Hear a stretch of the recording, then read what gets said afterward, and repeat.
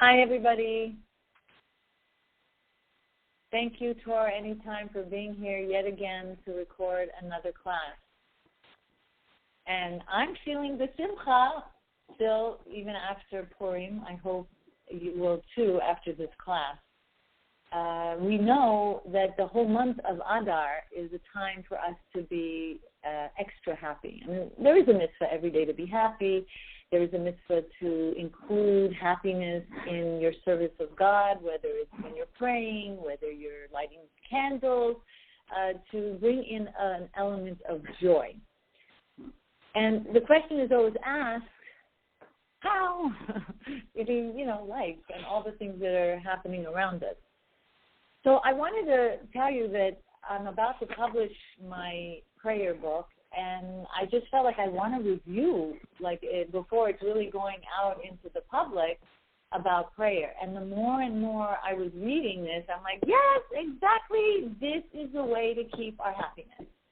And I'll explain in a little detail as this is from one of the Chabad Rebbes, the Rebbe Rashab, and it's tracked on prayer, in otherwise known as Kuntrus HaTfilah, and it's very short book with so many powerful messages of how to keep that upbeat, happy energy. Because generally speaking, we all know there's the animal soul, the animalistic tendencies, the emotional character traits that we all fight and struggle through, whether it's sadness, anger, anxiety, because that's what's taking us away from our happiness. And then there's the godly soul that wants us to be happy, to be loving, to be patient, to be free, to serve in whatever beautiful way we can with joy. So already in the first chapter, the Rebbe Rashab actually says, right away, it gives you the answer. You don't even have to go to the end of the book. Straight up, first chapter, he says, when a person's divine intellect gazes at the preciousness of godliness, of God's creation, of his life, of his exaltedness, then what happens is all of one's senses are nullified. So if you have a sense of sadness, if you have a sense of heartache or worry, whatever it is, kind of like you want a chill pill to be able to get yourself out of this muck of a feeling, spend time using your intellect to gaze at the wonders of the world, of how it's created, any type of wisdom of God that you learn, whether it's the Parshat HaShavua or something that you're going to learn in this class. So when you gaze like this, you begin to lose self-awareness, right? Because what is the cause of a person's sadness or a negative emotion? It's thoughts. Thoughts create emotions. So if you have negative thoughts and you're thinking negatively about something, you're going to have negative emotions. So when you switch your thought to godliness, whether it's how Hashem created the world or something you learn, then you're beginning to lose your self-awareness. You're beginning to move away from those thoughts. And then the byproduct will be positive emotion. So much so that you will experience a delight. Haven't we all sometimes gone to a seer and then while listening to the words or at the rabbi's sermon in shul, and it's just like your mind is off of whatever you were thinking about before, and then all of a sudden you begin to feel a delight. But really, this pleasantness and the sweetness and this delight that the soul will experience really needs to be an effort, not like a peripheral or just an overall, like really deep, contemplative, thought. That the information or what you're thinking about then will come in an inward way. And the whole essence of the person will be nullified by this delight, and your heart will begin to bond to the idea, and it brings the pasuk from Kohelet, and my heart has seen much wisdom. Because a person can know a lot of different things in their mind, and if you just kind of think generally, then it doesn't really get to your heart. When you think deeply and concentrate and gaze, as it were, then what happens is the information kind of seeps through and flows to your heart, so then your heart starts to feel the wisdom. And the heart and the brain are equally receptive. Because in the inner recesses of our heart, when we take on this inwardness of whatever information we're thinking about, of godliness, then it'll shine deep within one's mind and then reach the heart. And then the inner recesses of our heart get ignited. Because there's deep within our heart, there's layers and layers. And the deepest layer of our heart knows the truth, can connect to godly wisdom, can connect and get excited and get motivated after from this excitement. And this makes us happy. Now, when we see,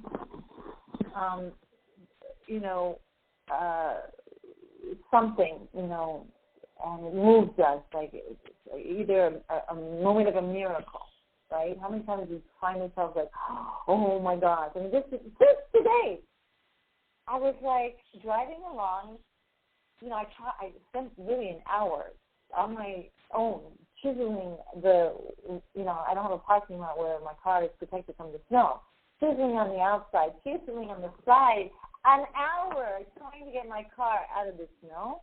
Thought I did a great job, and finally, voila, I'm driving, and I happen to get off the highway, and I just stopped at red light, the first red light. Boom! All the thing on my roof covered completely. I took a picture of it. It was like the Ten Commandments were completely two things on my windshield, and I was like, what a miracle.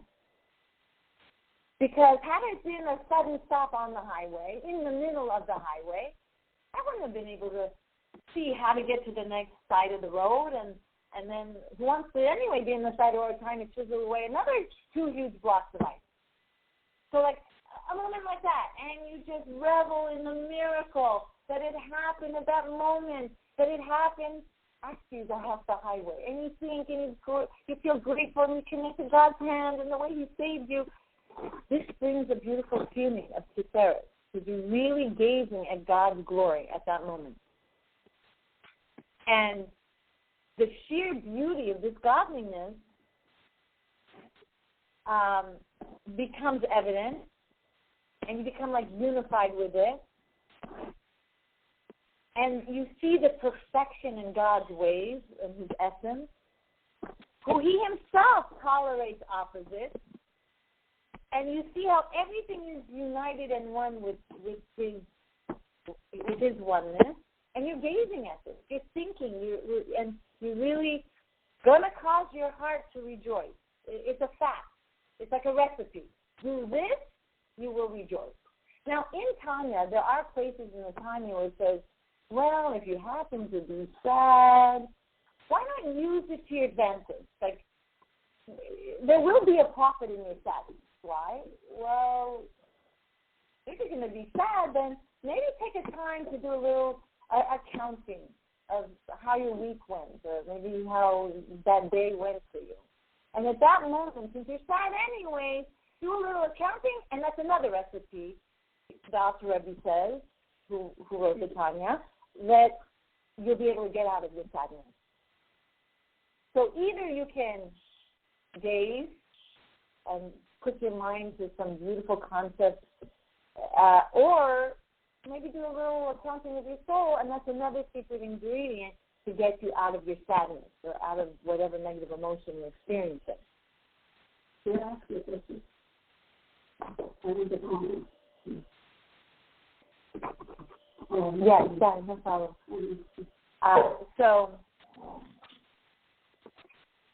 So again, if a person is just generally not, just, oh yeah, it's great, it's great, but the more in depth, the more focused, the more the result.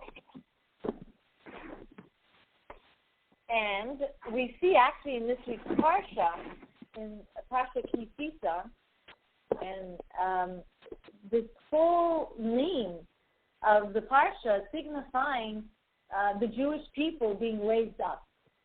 But the question is asked, this week's Parsha is when the sin of the golden calf happened. And, it's kind of like a down time. Why would you say that, it's a time of elevation?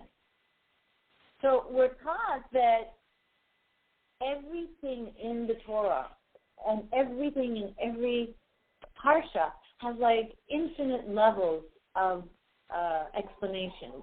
So because one way of saying kisisa is the counting of the heads, but another word and meaning of the same word kisisa is elevate, raise up.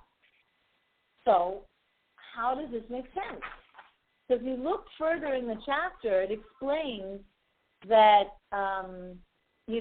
what happened when the Jewish people fell, they were able to raise to a higher level.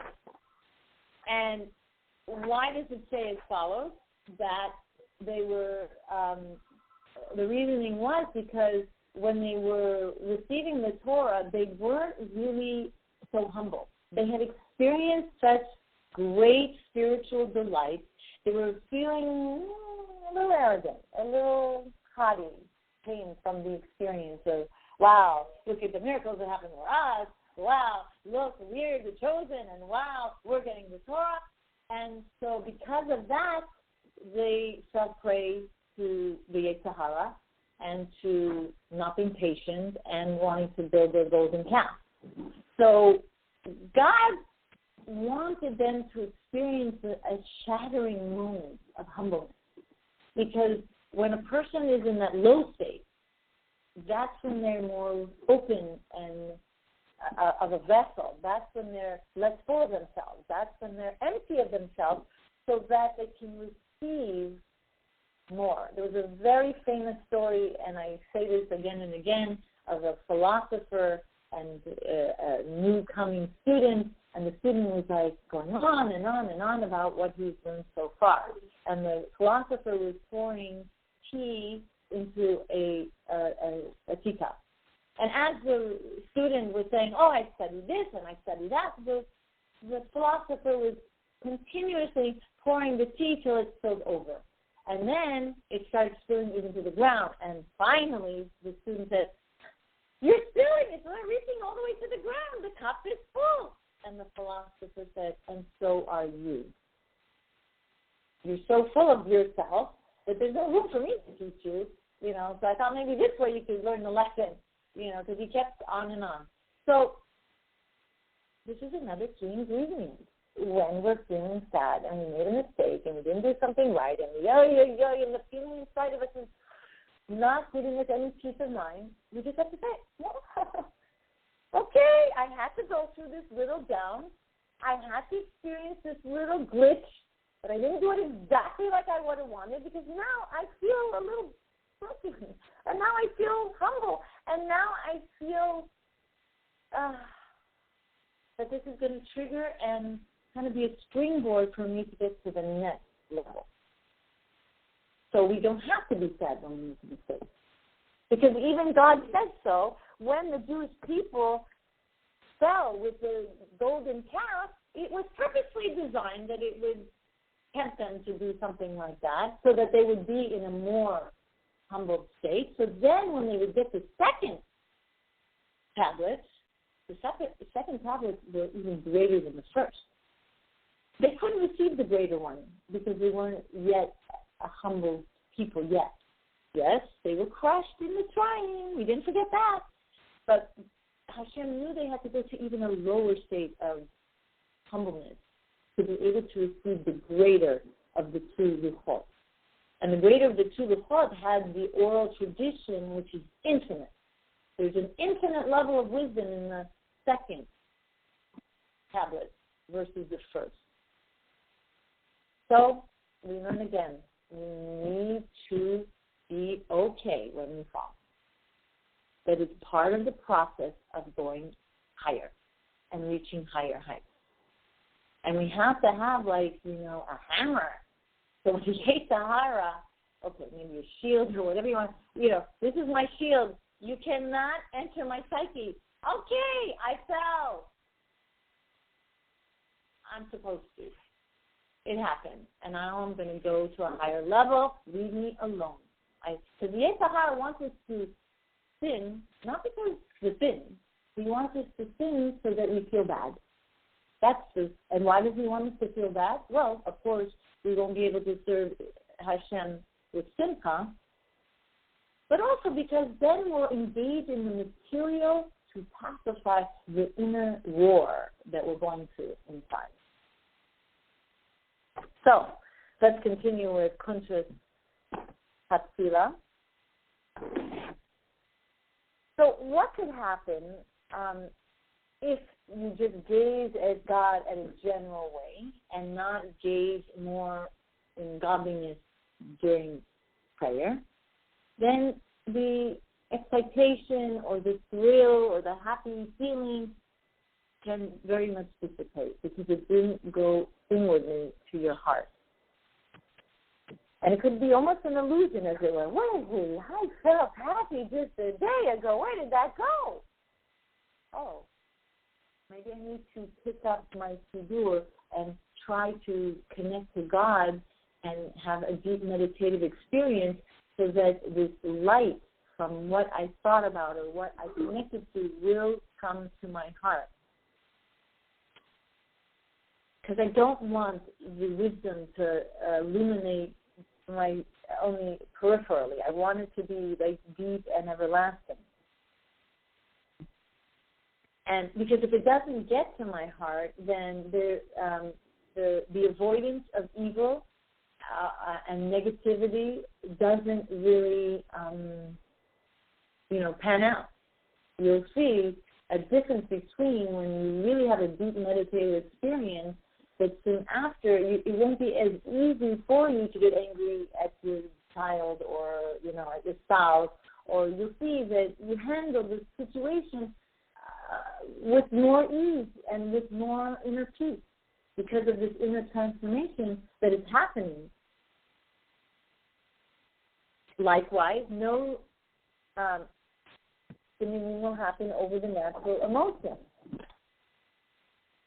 And he says right here, for study and erudition alone cannot subdue the negative, the evil of the animal soul. So it's so imperative that this take place because we all want to be happier. We all want to have more of that self-regulation and the self-mastery. We all want to have what's called moach sholet al halev. We want our mind to be able to control the negative emotions in our heart. And once the inner essence of our heart is redeemed, then the inner beauty of our godly emotions like love and awe and happiness and all these positive emotions get revealed. And as they say, there's no truth, there's no real existence to darkness. It's just an absence of light. So once the light is ignited in your heart, then it banishes the darkness of the negative emotions that a person has. I mean, it does say here, exalted souls, can, by their study, experience such a transformation. But the majority of souls, it's only through this internal effort when they meditate during tefillah. Now, definitely, if a person doesn't have such an easy time meditating, they can and should meditate before prayer. They should meditate before or during or after they learn. It's all like part of the exercise and getting the the person used to being able to have a concentrated meditation during prayer. And even just 1 minute can so deep in. You know, laser and what they're doing with laser? This is the light of God. And it can go zooming in. Rabbi Gazinski, in one of his lectures over Shabbos that happened to be here, he was going on and on how, what is laser? Laser is like really bringing all the light into a very specific, radius, so that there's a target. All of the light is focused, and not just this light all over the place. And the condensation, as it were, of the light makes the damage more powerful. So it's kind of restricting in a sense, because it's restricting the light. But once the restriction is there, then it has more power to shoot forward. So when we have like all this knowledge and we're learning, but we're restricting and we're focusing and we're really like, zoning into this information, that it has so much power to get to the destination of our inner heart, and voila, the darkness disappears on its own. There's a difference. Take a dog, chain it up, force it to go with you. I don't know how far you'll get. But if the dog is happy to go with you because you have a doggy bone, right? So when your animal soul becomes affected by this inner light, it wants on its own terms to go with you. So you're not battling and trying to force the situation to be a different situation. So as we said before, from the mind, this light then is drawn to the heart, and then it's engraved, and it is felt in it. It has an intense ability to absorb the information. And this excitation of the emotions within the mind happens because you have an intellectual excitation. And then the heart is drawn after the mind. Kind of like you're thinking about a vacation. Let's say a memory, and then your heart begins to crave it and want it. And then your mind thinks of how to get to it. And then again, your emotion of your heart follows the lead of the deeper intellectual, process that you're thinking of how to attain that which it first thought of. So that's the same thing. You have some information, you're deeply thinking about it, your heart gets a little excited about it, then your mind gets into the more detail, and then the heart follows and gets aroused. So intellect possesses the power of attraction. It attracts the heart, the good part of the heart. And that's what we want. Because eventually we want to even supersede and pass the mind controlling the heart. Remember earlier we said, Moach sholet al halev. I want my mind to control and not give in to negative emotions. But eventually, pnimiyut halev sholet al hamoach. The eventual goal is for the inner part of our heart to then control the mind. I have so much happy feelings, and my happy feelings in my heart was, don't think about that. Because there is a second brain called the heart. And science is talking about that today. And this is what it is, our second brain in our heart, that has the power to override the first brain. And that's why, which we're soon going to go through an experience of Yitzias Mitzrayim Pesach time, and there in Parshas Bo there was a teaching of the Rebbe on why it said the first, we had the first of the 10 plagues, and then there was the last one, the killing of the firstborn son. And the Lubavitcher Rebbe actually says that this applies to us today. The killing of the firstborn son is the killing of our first intellect. And the redeeming of the Jewish boy represents the redeeming of our Jewish intellect.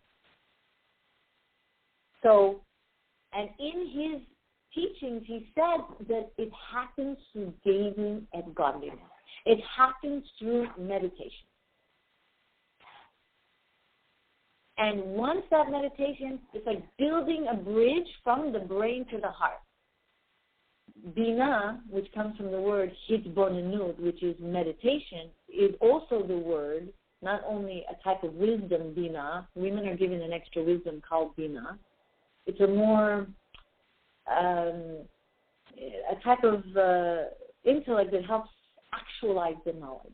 That's what we women have. That's why we change and grow much more easily than our spouses.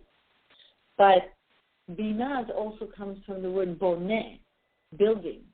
With his bonus, we build a bridge between our brain and our heart, so that the knowledge will go to our heart, and our heart will be a knowing heart. It will know the knowledge. And so one of the explanations that the Rebbe showed us, it's like it's not such an easy thing. Look at our brain is like this big, and there's this narrow passageway for the knowledge to get to our heart. So we have to, like, now that I saw this big ice today, this big ice has to be crushed. This knowledge, this grand, has to be crushed into bits and pieces by meditating and thinking and gazing. And then it could more smoothly, like a Slurpee through a straw, get to the cup, which is our heart. But I always tell people, which the Rebbe explains to us, that you have to be careful, because if you indulge too much in the material world, whether it's overeating, over shopping, over whatever, then like you stuff up that very narrow strait. Just imagine like putting peanut butter in that straw, and now the knowledge gets not so easily able to reach your heart. So keeping clear of too much materialism clears your passageway so that what you gaze at will reach your heart. And that's where the change of the animalistic tendency takes place, through specifically this type of work in prayer. Outside of prayer, it's a preparatory work to get us to be able to reach that goal.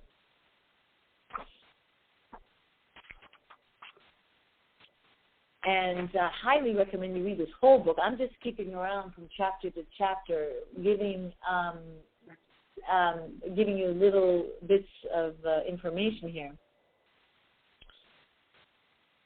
So we see that we can really reach through this sensory perception that occurs in our brain. It literally is just as its nerves are located physically in the brain, but it also extends to the heart. Then a person begins to experience ecstasy that is in line with this type of conception that he is thinking about in the mind. And this will happen automatically without an effort. You know, okay, I have to feel ecstasy. No, it's going to be a byproduct. It's just happened. Now, that's why it says from the Pasuk, know therefore this day and set it in your heart. And this is from Deuteronomy. So this intellectual endeavor, meaning the ultimate purpose, is the impression and the engraving of this knowledge and feeling within the heart, and the manifestation of the excitation of the emotions of the heart. That's why we're doing this. This is one's primary service. That's why we're here on earth. The Alter already says we're here to fix midot. We're here to rectify and get rid of anger, sadness, and all kinds of negative emotions. So this will help purify and refine our natural disposition, as we explained, and the main thing is setting this in the heart, and this is the principal service of what we're here basically on earth. So we have to exert our brain, basically. And that's our service. And it comes to teach us that this term is called Hispa'alut Atzumim. And it's like a wow. When you're mispala, you're like, wow. You know, when you have a feeling of like a great ecstasy feeling, this is what you attain. And it's not an, artificial one. It becomes a true, real feeling that's everlasting, meaning that it's going to change within you something that will be everlasting.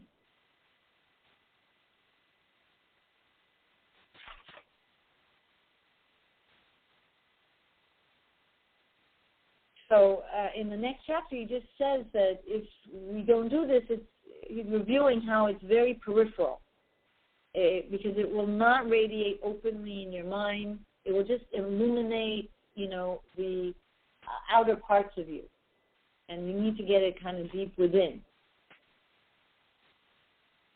Because when a person binds his mind with this divine core, then the light radiates in the mind, and then it helps the person really apprehend godliness.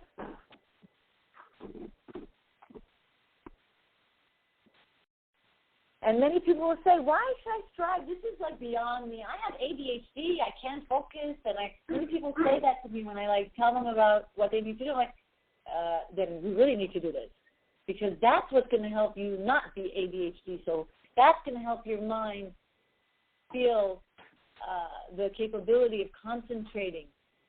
That's what's going to give you healing to such a great level of wonderment. You won't even believe it with your own eyes when it's happening. So don't feel like you're striving for something that is beyond you. The Rebbe Yerushalmi says, this service is neither beyond you nor distant from you at all. This tremendous toil is required, and it's not beyond you. And this will help you control your mind. And so that's why it says from the pasuk in Megillah, I have toiled and I have been successful. You may believe it. Like if someone says that, you can believe that they did succeed because they toiled. So let's prolong our meditations and let's concentrate deeply during our prayers like we spoke above, and then the light will then radiate both in your mind and in your heart. And then we'll continue on chapter 8. And this is why prayer is compared figuratively to the 18 vertebrae of the spine that supports the entire body. Because when we meditate in our prayers on concepts that we have learned in a class or on our own learning, there's a time, and we've discussed this with so many, Baruch Hashem, the class is growing, in the Yoser or Bracha, which I will show you at the end of the class, is a good time to stop there and just think of some godly concept and meditate and contemplate. Even just 1 minute can make a whole difference of your whole day. The Rebbe Yerushalmi says that it could really give you the strength not to give in to the Yetzer Hara during that whole day. 1 minute. 99 cents. You get for 99 cents. 1 minute, you get a lot. And it will also give you vitality and life and happiness and joy throughout your whole day. And that's like the spine giving you the strength. All your body is put together and gives you the strength to stand up by this one vertebrae. And so, too, the prayer is our vertebrae. And whatever you learn will not endure unless it's engraved and sensed within your mind and your heart during prayer. How many times we go to places and we learn and we're like, but we just can't seem to practice what we just learned or implement a millisecond of some information right after.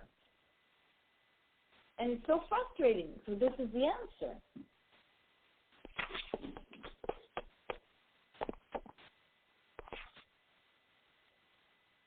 And we see here it says, this will also cause the animal soul to get excited. And it will also have a love of God. Wow. We all want that.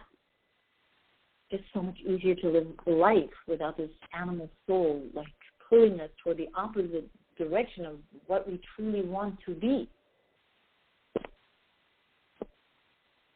This will give the animal soul a genuine love for godliness, and it will be overpowering the alien love for materialistic pleasures and enjoyment, subduing the animalistic soul so it no longer will want them.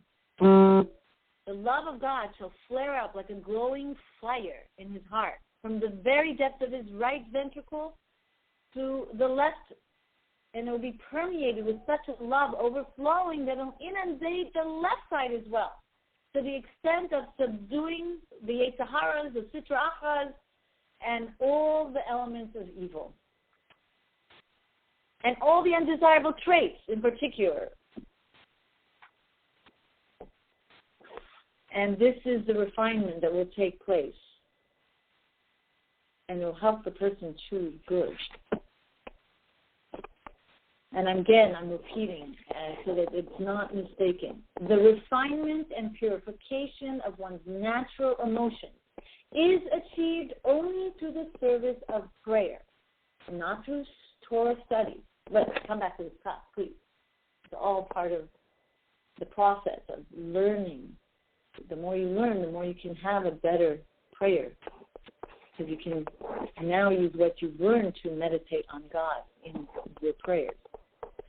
So for the study of Torah, even its innermost dimensions, even Hasidic, which affords a person knowledge and comprehension of godliness, does not effectuate refinement or purification of the natural emotions.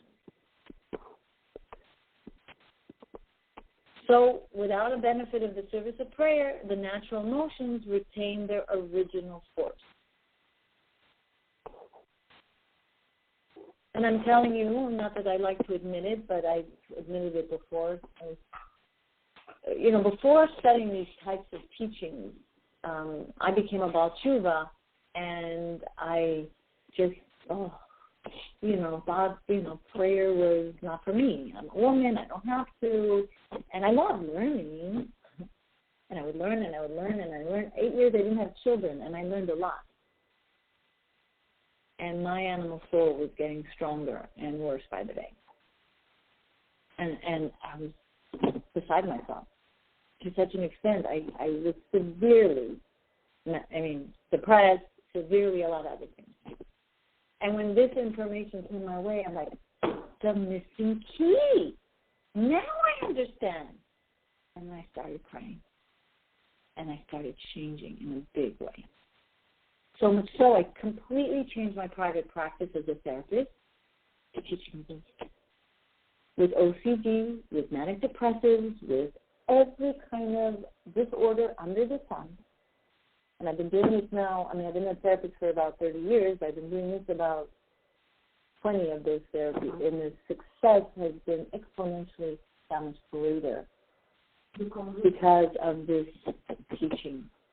This is the basis of everything that I've been now doing in my private practice.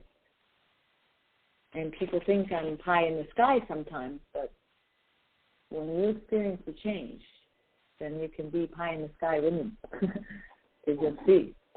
It's nothing, and thank God. So, if you look at all the Breslov teaching, they also explain how tefillah is the answer, and many other, teachings. Not just the Rebbe Rashab, but anyway. So again, we see that this will help us to internalize, and prayer is this propitious time, because so many times people, after they study, they see their behavior is betrayed, by the knowledge that they thought they acquired, but their behavior is showing that it didn't really get engraved or affect them.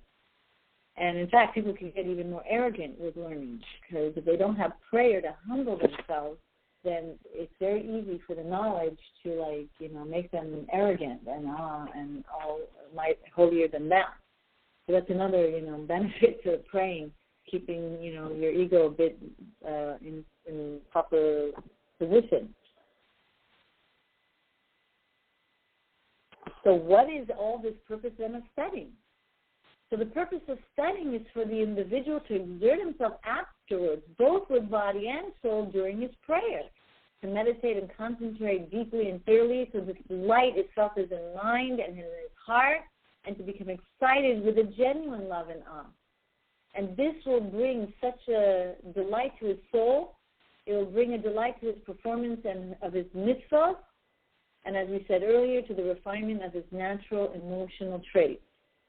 And this light will be engraved and absorbed in the soul, enduring forever. And we will conclude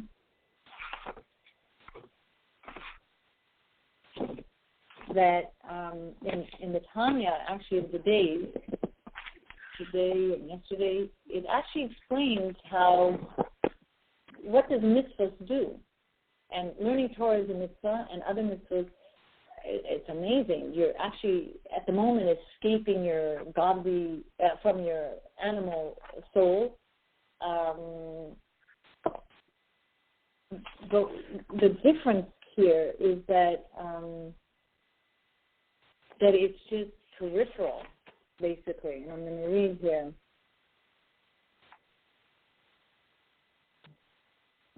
So we want to understand that when we're doing this, because we are getting a light, it is drawing forth from above a light. We are bonding with Hashem at that moment. But it is, again, peripheral. And to get this light inward, the key ingredient is pure.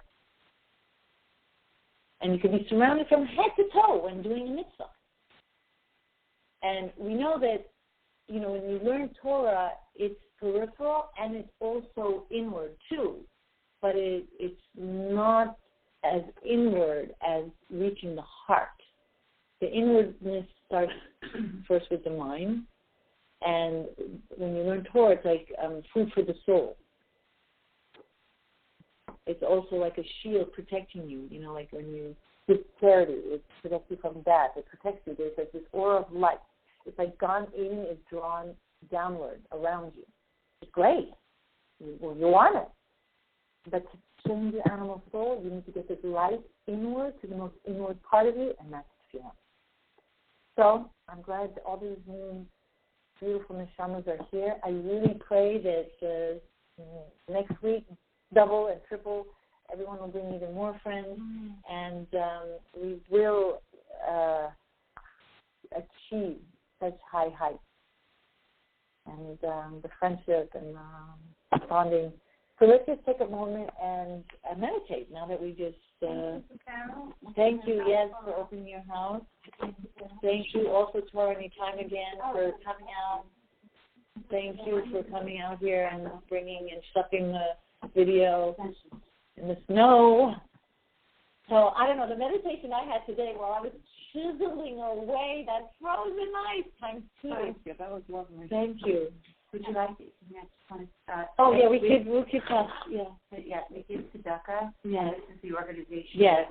Miriam Yerushalmi, may he be well, organizes, and it really is to fight terrorism all over the world. And also the needy. We have my husband actually, does his work in now Baruch Hashem. The poor Jews. Yeah. They're not in brightness. Some of them are. Rabbi Gazinski knows. So could we ask a couple of questions? Yes, we're going to do. I want to know the name of that book. Yeah, very simple book. But the publisher. It's Kehot. The The author is Rabbi Rashab Shalom Dov Ber Schneerson. Yeah, he is the. Yeah, I have to look at this. So, also, I wanted to say that when you talking about everyday miracles, did you look at the window last night and see that moon? That's true. Takes your breath away. Right, that's true. And one more thing, you said like the heart is the second brain. Yes. The philosopher Blaise Pascal said The heart has its reasons, which reason knows nothing of. Exactly. I love that. Can you write that down for me? The heart has its reasons, which reason knows nothing of. Can you write that down? True. Yeah, I like that. Yeah. And the name of the yeah. I'll include it maybe in my happiness book. Yeah, we'll keep it here. Yeah. What time? So next week, normal hour. If you want, do you want 1 or 1:30? You know, there's a saying that has nothing to do with this. It's interesting too. They say that we don't laugh because we're happy because we laugh. Yeah, that's a beautiful. Oh, we have to write all these down. We don't laugh. That's beautiful. Because we're happy. We are happy because we laugh. Well, you know, I read something where you'll be interested in this, that when you smile, the musculature of the face actually changes the mood. Yes. There's a chemical reaction. Chemical, neurological, is that true? Yeah. I'll do it. I drive along, I smile. Really? Okay. This is one little meditation. You read my writing? Yeah. So, since we always end the class with meditation, we're going to do a little, the book. He wants to see the book. We're going to just, chisel away the coldness of our heart. And we're just,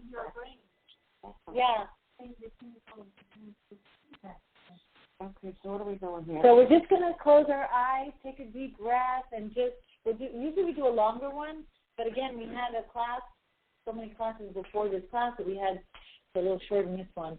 I don't know, I'm seeing a vision that I don't have to chisel. It's just going to melt away. All the negativity is melting away. Boy, did my arms get an exercise today. So I don't have to work hard. I'm just seeing myself, in this holy light, and it's just melting away the harshness and negativity, the ego there. It's really helping me become more humble by just really meditating in my prayers, by really gazing at God's greatness, really paying attention to the words, stopping and focusing on the specific words and think about the greatness as if gazing, as if seeing eye to eye, and literally seeing with your mind's eye. But you're also connected with God when you're praying. Oh, it's okay. Because His light is just helping me remove the negativity. And that automatically gives you a level of humbleness. That automatically creates a happy disposition. The love just begins to bubble and surface to the top. It's deep within you. And you're opening the gates and letting it come out. And I end with a mashal. There's a person who gets a 5-0 parking ticket. Well, now it's like 150 these days. And they're so worried, they have no money, and they're freaking out, and they're all nervous.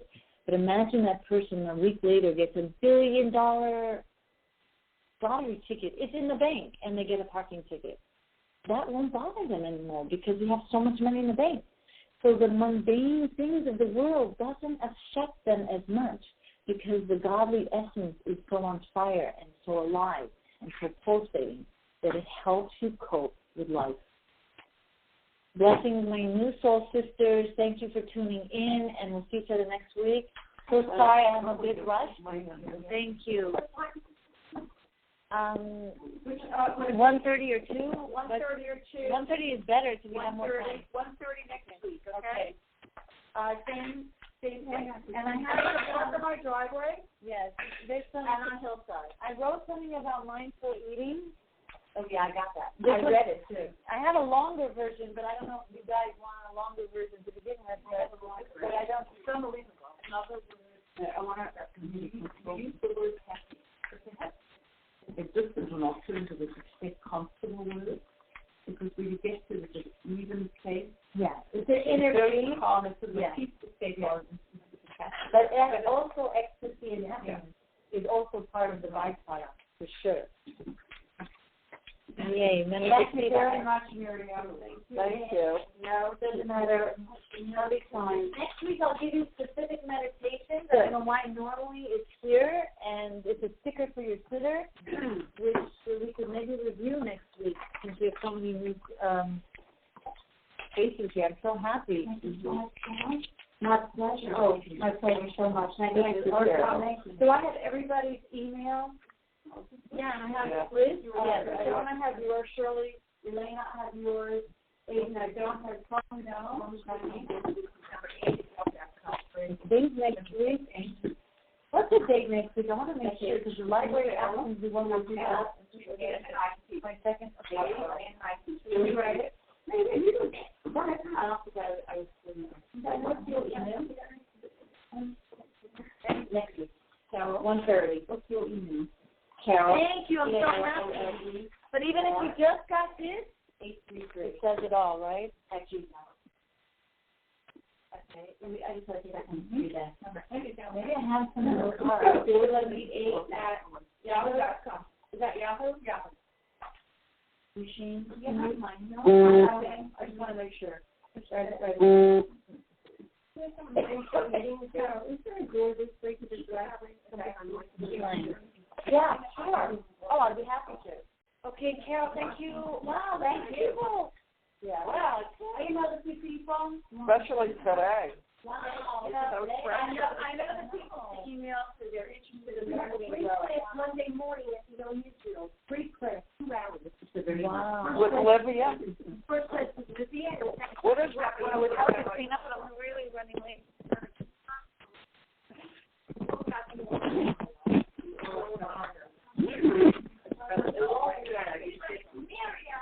Oh. I'm taking so many classes. Oh. Thank you. No, this no, it happened. Wow. Oh my God. No, I know. Trust me. Thank you. Yeah, Chabad. Yeah, the silver shoe. Yeah. Yeah, I teach the girls there in Roma. Yeah.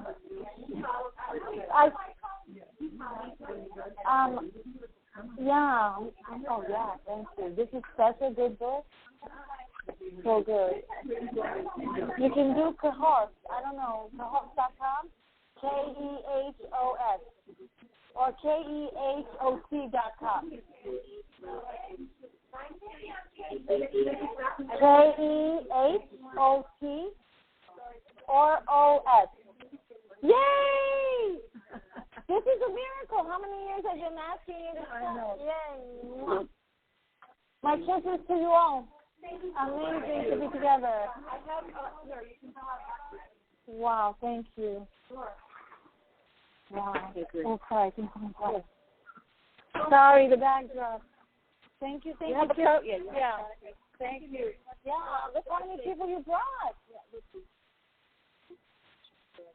I didn't believe you doing this with your neck and everything.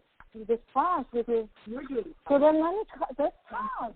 Call me. Are you free tonight? Yeah, I'm free tonight. On my way, maybe 5 o'clock is good. I have a bris at 5:45. 5:45. Okay, so maybe 4:45. 4:45, won't you think? Okay. All right. My pleasure. Bye. Bye.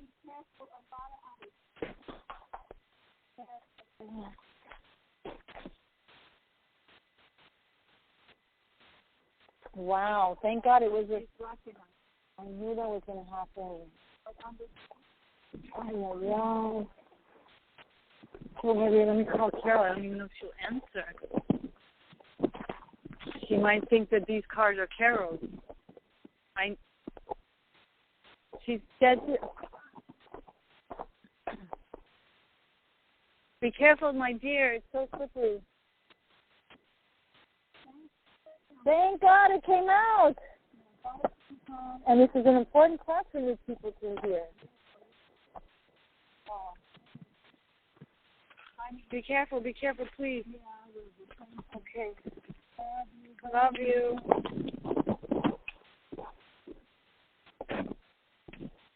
Wow, so slippery even getting in the car.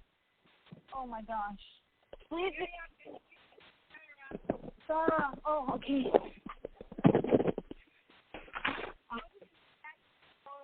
Yeah. I'll put it in my purse, yeah.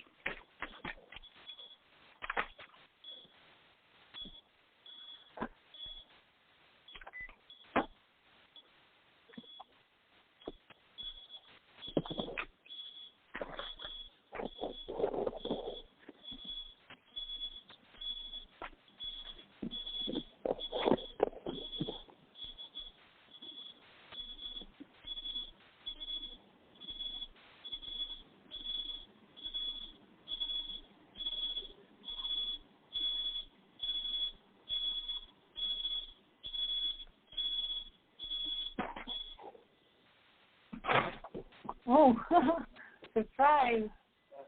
Thank you. What service? Thank you. Hi. Thank you. Hi. Oh my gosh, it was so, I had an hour in the snow trying to get my car out of the snow. My husband's out of town. Oh my gosh. Oh my God. Oh, you don't see people. I'm going to go to the bathroom right away. Hold on. Sorry, I got to move back.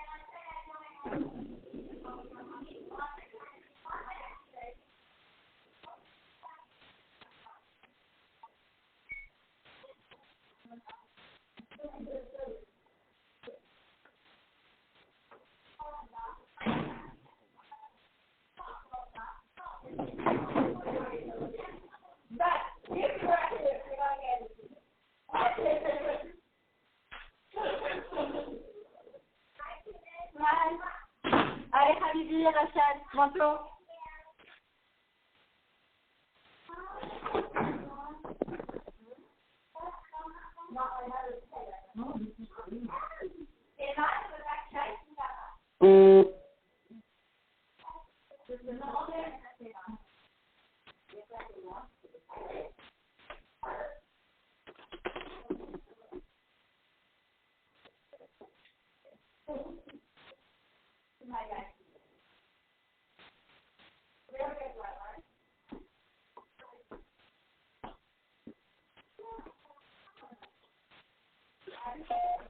Listen closely so we can take our first screen and pick off first.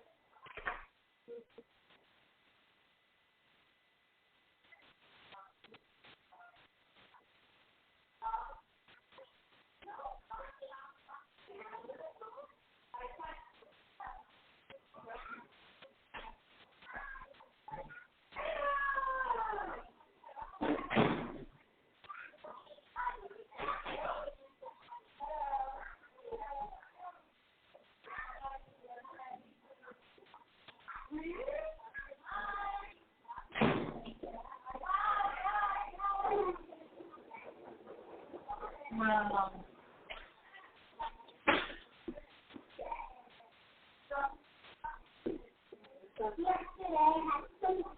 Yay, yeah, snow day.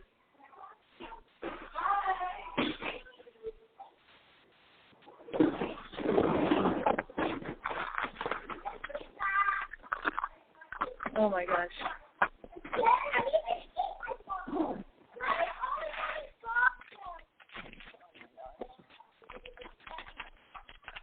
Why do we always have popcorn? Because that's what the school allows. And potato chips are not really healthy. They're so popcorn is a little healthier.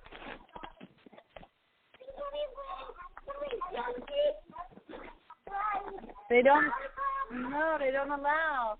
Who got a lot of popcorn me on? Corey.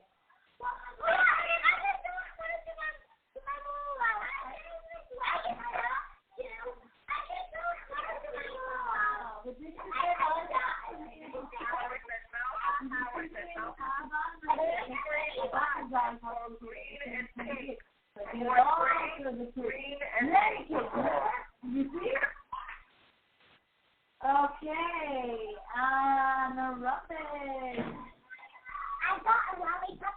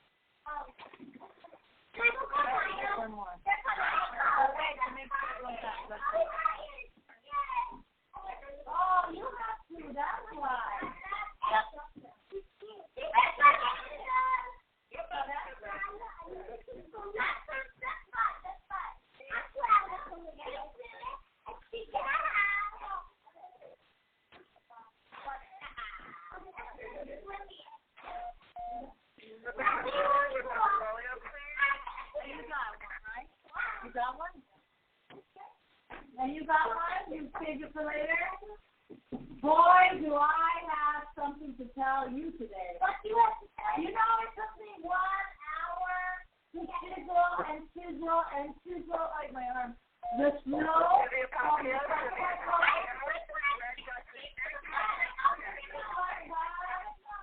Because I don't have a garage, it's my car's like outside.